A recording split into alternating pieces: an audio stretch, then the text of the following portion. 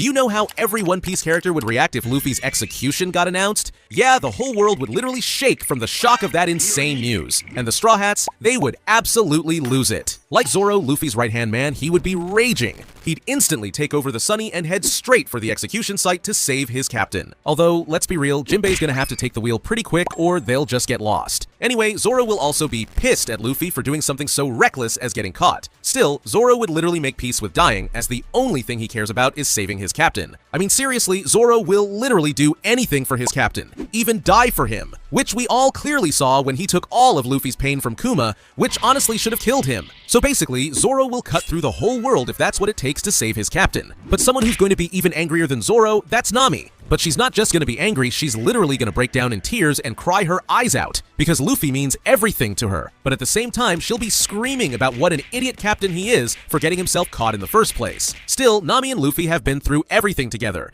and she'll never forget how much he's done for her. So once she wipes away the tears, she's going to be raging and load up Zeus with tons of thunderclouds. So when they reach Luffy's execution site, she's going to be ready to blast them all with her ridiculous thunder power. Moving on to Sanji, and this guy would lose it. He would literally start crying and blame himself for not being there for his captain when he got caught. But then, he'd of course light a cigarette, heat up his leg, and get ready to take on every single Marine to save his captain. Because Sanji will never forget how Luffy fought for him at Whole Cake Island. Like, he literally almost starved to death just to show Sanji that he's nothing without his cook. So now, Sanji would feel like it's his turn to be there to save his captain, and he wouldn't let anything stand in his way. But what about Usopp? He wouldn't even believe it at first. He's literally going to be yelling at the crew that it just has to be a lie, as there's no way Luffy could ever get caught. But once he realizes it's real, he would totally freak out. He'd panic and say it's impossible to save Luffy, as they would literally have to fight every single Marine in the world. But after getting smacked in the head, Usopp would just break down in tears, as Luffy isn't just his captain, he's his literal brother and the guy who gave him the courage to actually chase his dream of becoming a brave warrior of the sea.